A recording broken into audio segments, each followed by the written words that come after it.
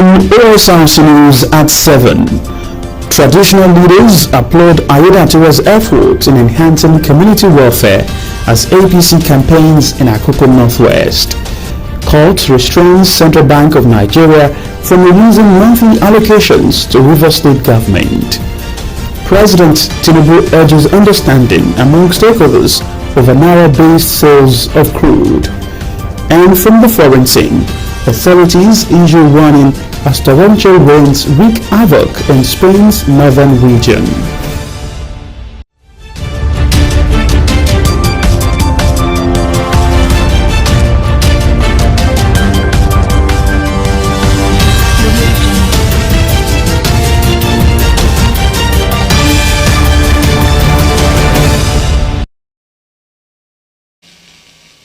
Good evening and thanks for joining us on the news tonight. I am Sahid Arabisala. Ondo State chapter of the Inter-Party Advisory Council, IPAC, has passed a vote of confidence on the resident electoral commissioner of the Independent National Electoral Commission, Mrs. Oluwatoyin Babalọlá, ahead of the November 16 governorship election. Chairman of the council, Mr. Olaoluwa Desoya, dissociated the body from the protest over the removal of Mrs. Babalọlá from conducting the next election. We'll bring you details of that in the course of the bulletin. The State Campaign Council of the All Progressives Congress APC has advised the opposition People's Democratic Party PDP in Ondo State to show seriousness and stop ranting in its approach to the 2024 governorship election.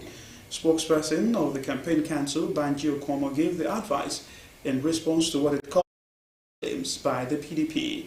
The PDP Special Advisor on Media and Publicity, Mr. Ayo Fadaka, had alleged security breach by a supposed supporter of Governor Lucky Ayedatiwa, the APC candidate in the governorship election. The allegation of security breach, according to Okomo, is nothing but a futile effort to discredit the soaring popularity and as well eat up the polity. Okomo asserted that the APC in Ondo State is a law-abiding party that abhors political gangsterism and hooliganism. He said that the APC Campaign Council finds it awkward that the PDP is alleging that the APC is planning to use men of the Amotekun Corps for electoral duties. The APC campaign spokesperson called on the people of the state to always discountenance PDP and its baseless accusations, as it has been raising false alarms to derail the electoral process. Ondo State Governor and candidate of the All Progressives Congress APC in next month's governorship election, Lucky Ayedatiwa, says any individual who claims traditional position of authority other than those entrusted with such by government will face the full wrath of the law. Governor Ayedatiwa at the campaign rally of the APC in Akoko Northwest local government area of the state ahead of the governorship election said he is committed to sustaining and improving policies and programs that make life more meaningful for residents. The governor thanked and appreciated people of the area, including royal fathers, for their support and also canvassed votes for the ruling party. Government House correspondent Wahab Bankole reports.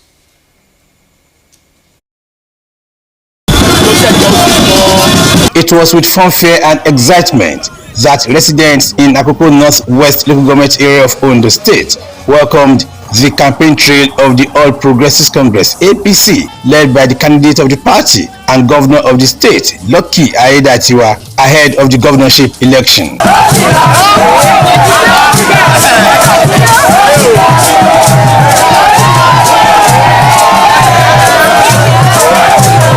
The palace of Owaofogbagi was the melting pot as traditional rulers in the council area and top government functionaries, including party faithful, paid homage and sought royal blessings.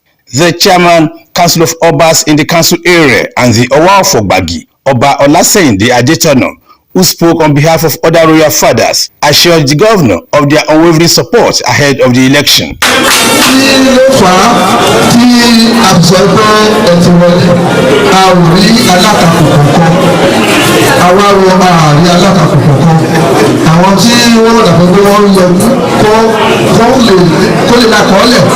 pé àwọn ọlọ́run gbìyànjú ṣòro tí wọ́n ti jẹ́ Other monarchs appealed to the governor to nip in the bud activities of self-imposed traditional leaders. Governor Lucky Aiyedatiwa expressed gratitude to the monarchs of the area for their support during the APC primaries and their renewed endorsement ahead of the November 16 gubernatorial election. The governor, who warned against activities of self-imposed traditional rulers, said anyone caught will face the full wrath of the law.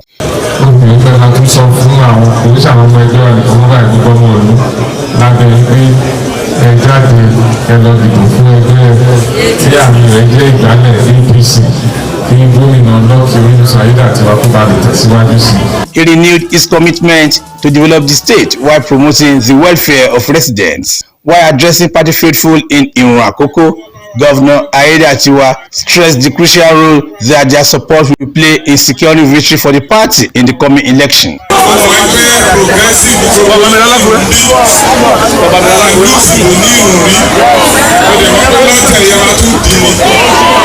In Afiakoko, the governor explained that his decision to pass through all the major areas within the local government was deliberate towards knowing and meeting the needs of the people.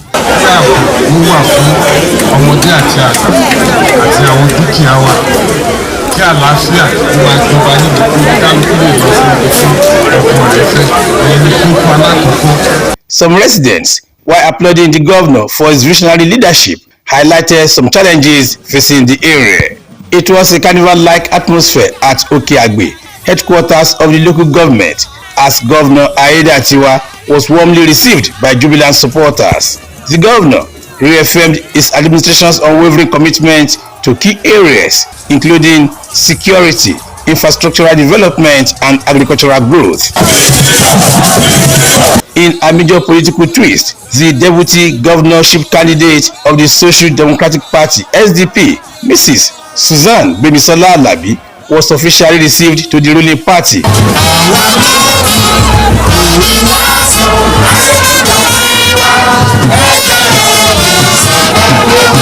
From Akoko Northwest Local Government Area, Wahab Bankole, Osrc News.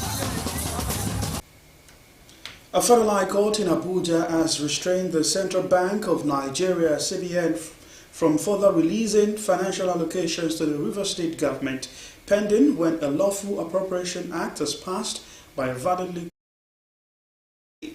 Justice Abdul Malik, in a ruling in a suit filed by the Rivers State House of Assembly led by Martins Amewale, held that the decision by Governor Simeon Fubara to present the 2024 budget before a 4-member Rivers House of Assembly was an affront to the constitutional provisions. The judge therefore restrained CBN, Accountant General of the Federation, Zenith Bank and Access Bank from further allowing Fubara to access money due to the state from the Consolidated Revenue and Federation account. President Bola Tinubu has commended the Implementation Committee of the Naira-based sales of crude oil and refined products.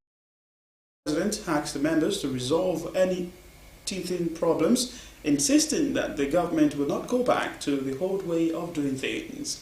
Tinubu gave the charge during the review meeting at the State House, Abuja. The special advisor to President Tinubu assures of more stability in the oil sector with Naira for crude transactions. Tinubu argued that using the Naira was conceived to remove the exchange rate hurdle, urged the various players in the oil sector, including the Nigerian National Petroleum Company Limited and the Dangote Refinery, to work to improve. Take a break on the news at 7. We'll be back with more stories. Stay with us.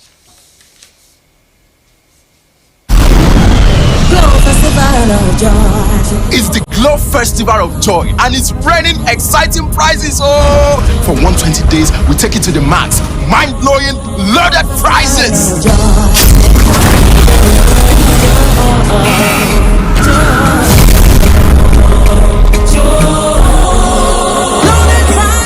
Take John winning a tear rubber Toyota Prado by recharging up to 100,000 naira. And Sister T winning a Cha-Cha Kia Picanto by charging up to 50,000 naira.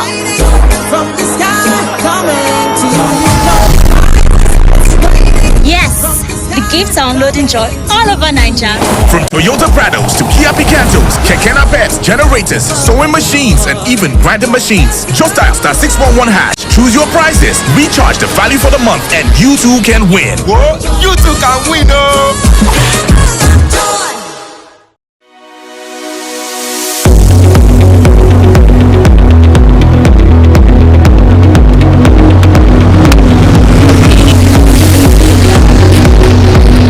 Infrastructure development is another crucial ingredient for progress. Under Aiyedatiwa's leadership, Ondo State is witnessing transformative projects that are connecting communities and fostering economic growth.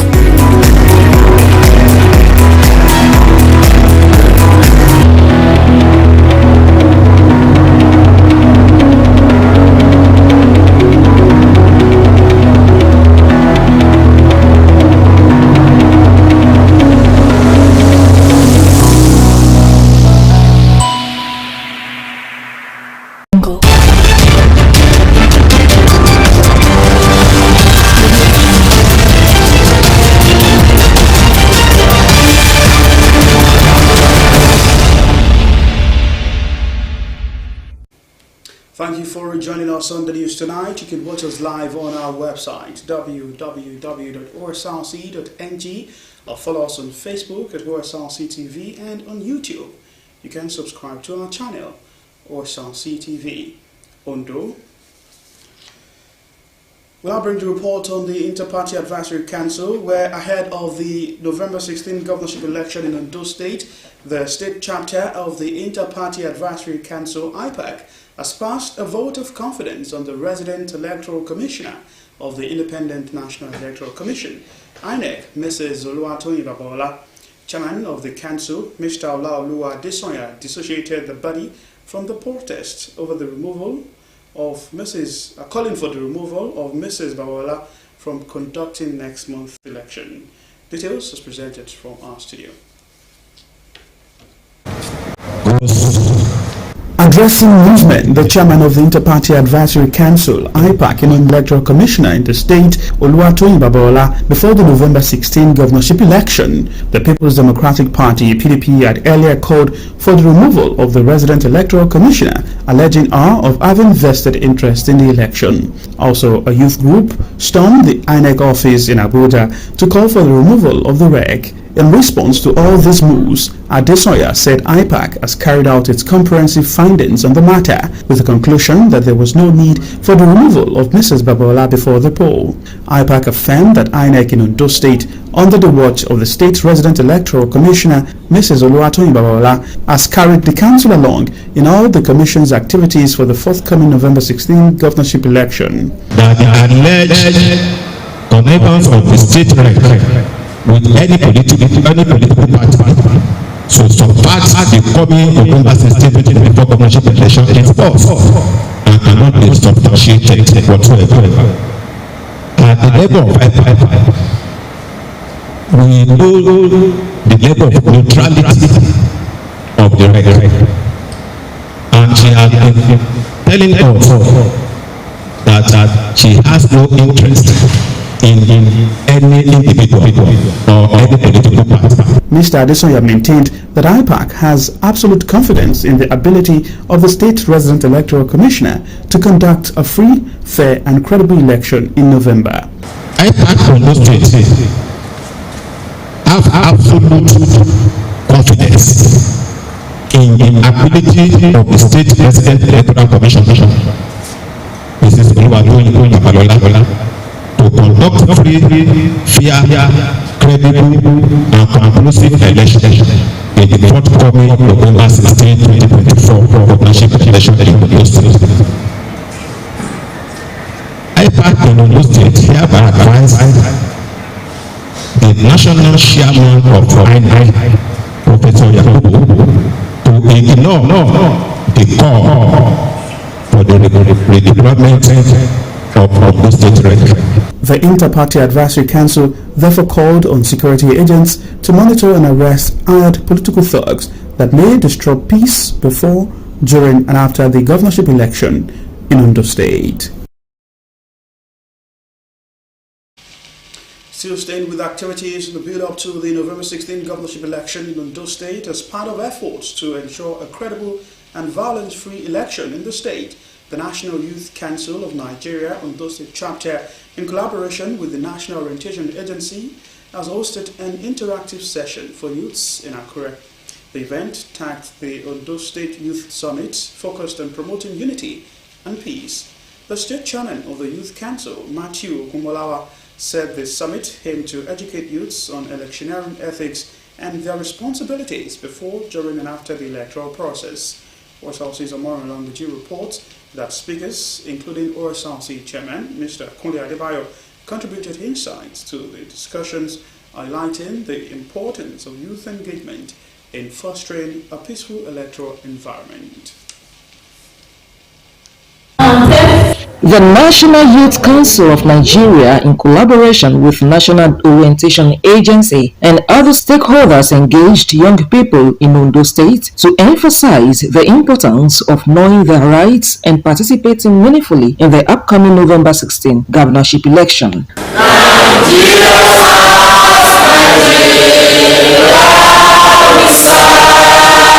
The state chairman, Matthew Ogumolawa, highlighted that this engagement is crucial for sustaining peace in the state, echoing the message from the Minister of Youth Development, Ayodele Olawande, who stated that the nation's progress relies on youth involvement in fostering development. We are moving close to the election. We are approaching our people differently, different groups, talking to them how to behave, what is expected of them during the election. And I'm proud to say that the Ondo youth, they have learned a lot and they are putting it into practice. That is why up till now, the parties that are contesting election in Ondo State, they are not be clashing. As they have started their electionary campaign, you can see that it's peaceful. Representing the State Director of the National Orientation Agency, Babatunde Akinde, stressed that youths must actively contribute as a significant portion of the population to ensure their voices are heard. Noah is telling the youth movement or the youth segment that please, the first civic responsibility is for us to do what? To register and collect our PVC. Chairman of Osrc, Kunle Adebayo, promised major support for youth initiatives aimed at promoting peace during the elections. The media will always carry the messages to far and near the wide in the belt of Nigeria. And to the youth in the house, my chairman asked me to tell you that the media, especially in those radio and television, will be a voice for you. Various speakers addressed topics 2024 governorship, Ondo youth and their civic responsibilities, and Ondo State youth as instruments of nation building, urging youth leaders to engage with political leaders and hold them accountable for their promises. We need to talk to ourselves. Look, nobody will do this for us except we. And we put this together, develop whatever we consider as a framework, discuss it with people in authority, then it is then we can achieve unity. To advocate for peace, local languages including Yoruba, Ebira and Igbo were used during the session, reinforcing the call for a harmonious electoral process. Omorunlangbeji, Osrc News. Away from election-related stories now, the Olumbe Akinkunbe Foundation has launched the second phase of the Bagbe Community Market in Ondo Southwest Local Council Development Authority. This initiative is aimed at producing conducive market space for farmers to make available affordable food items and agricultural produce for Bagbe community and neighboring communities. Joe Pius reports that the Vice Chairman of Ondo Southwest LCDA, Maxwell Adelosoye, and the Olumbe Akinkunbe Foundation partnered to launch the project. The passionate drive of Olumbe Akinkunbe to improve lives of people in the rural community prompted the construction of 36 stores for traders in Bagbe community in Ondo Southwest LCDA. I declare ọjà yìí open ní orúkọ bàbá àti ọmọ àti ẹ̀mí ọjà Bagbe ti wá ó fìdí múlẹ̀ lóde á fìdí múlẹ̀ títí. The initiative, according to Olumbe Akinkugbe, is to eliminate the stress encountered by traders during transportation of goods from Bagbe to neighboring communities, thereby improving patronage and boosting economic growth of the community. Akinkugbe donated 750,000 naira to the traders to boost their trades and assured of more support for the people. Bagbe is a largely agrarian society. They are farmers and they go into the hinterland to farm. Now, if they are farmed and they don't have anywhere to display their goods for people to buy it, sometimes these things get spoiled on the road. They get spoiled on the farms because there's nowhere for them to display. So it is very important to create an environment, an opportunity, or a market in this case, where they can come display their wares close enough to the expressway that they are able to actually sell. The pioneer chairman, Ondo Southwest LCDA, Felix Akinola, and his vice, Maxwell Adelosoye, who facilitated the project to the community, commended the foundation's support, pledging more developmental projects to the community during their tenure. He's doing this with the little he's having, he's giving back to the society. It has demonstrated his intention to serve the community, to serve humanity, and to serve the people, and to serve the people of Bagbe. We don't have a market. So what we do is first, let's create a functional market. So when we create a functional market, we can stimulate the economy of the town and also be able to crash prices of food items. Because when we create a market for it, food stuff will get here on time, so the prices will reduce because there will be a reduction in transportation costs. So that's the whole idea. Members of the community are appreciative of the gesture, noting that it will go a long way in aiding the development of Bagbe community. The market's construction, which is the third project to be executed by the Olumbe Akinkugbe Foundation in Bagbe community, will benefit over 20,000 residents of the area.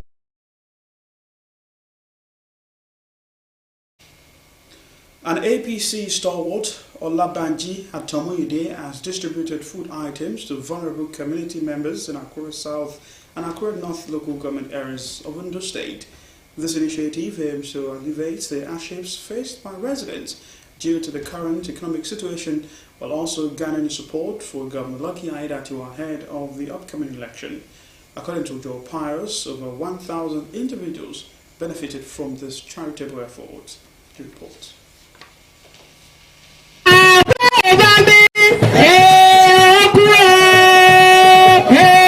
Among the many support groups backing Governor Lucky Aiyedatiwa for the upcoming November governorship election is the Olabanji Progressive Forum, led by APC stalwart Olabanji Atomoide. The forum identified residents from Akure North and Akure South to distribute food items and rally support for Governor Aiyedatiwa. The initiative, part of a broader effort across various local government areas, reflects Atomoide's passion for improving community welfare and enhancing the value of Aiyedatiwa administration. We are here today to come and grace the occasion and to support our governor, in-house governor.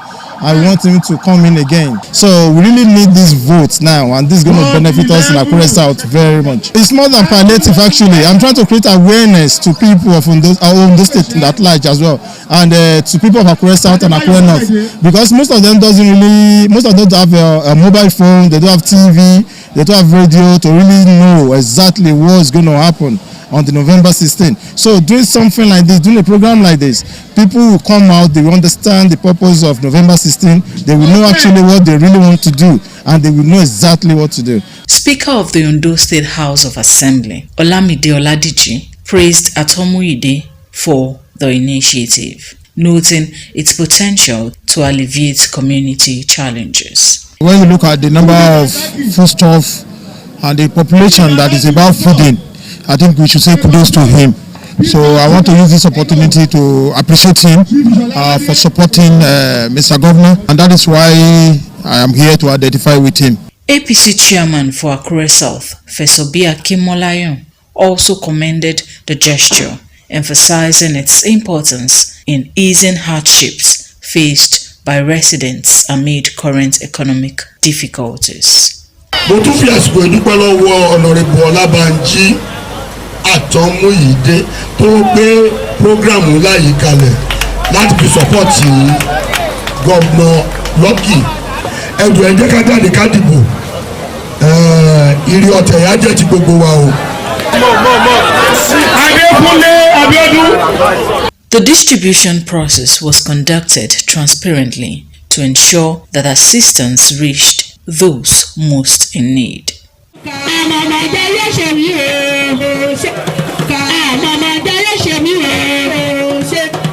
Joy Pius, Osrc News. Reports just reaching us says President Bola Tinubu has appointed Major General Olufemi Olatunbosun Oluyede as the new Chief of Army Staff. A statement by the presidential spokesman, Bayo Onanuga, said Oluyede will hold sway as the Chief of Army Staff pending the return of Lieutenant General Tarid Laboja, who is said to be indisposed and is receiving treatment abroad. Until his appointment, Oluyede served as the 56th Commander of the Elite Infantry Corps of the Nigerian Army, based in Jaji, Kaduna State. The 56-year-old Oluyede and Laboja were classmates and members of the 39th Regular Corps. The Senate has confirmed the appointment of all 7 ministerial nominees of President Bola Tinubu that President Bola Tinubu submitted to the upper chamber last week for accelerated consideration. Among the appointees was Bianca Ojukwu, former beauty queen, diplomat, and widow of the late Biafran leader Odumegwu Ojukwu, representing Anambra State. Ojukwu's nomination as Minister of State for Foreign Affairs drew significant attention, particularly from senators representing Nigeria's southeast region, who praised the historic move as a sign of unity and reconciliation. The confirmation, other nominees also confirmed by the Senate are Dr. Nentawe Yolwatida, followed by Mohammed Dingyadi and Yusuf Atta. Others are A.D. Maya, Olajumoke Oduwale from Lagos State, and Sueba Ahmed. The confirmation of the 7 new ministerial nominees follows President Bola Tinubu's recent reshuffle of his cabinet. Outside Nigeria now, at least 20 people have been killed in ethnic violence in Ghana's Upper East region. The violence in the border town of Bakur is part of a dispute about who should be the area's traditional leader.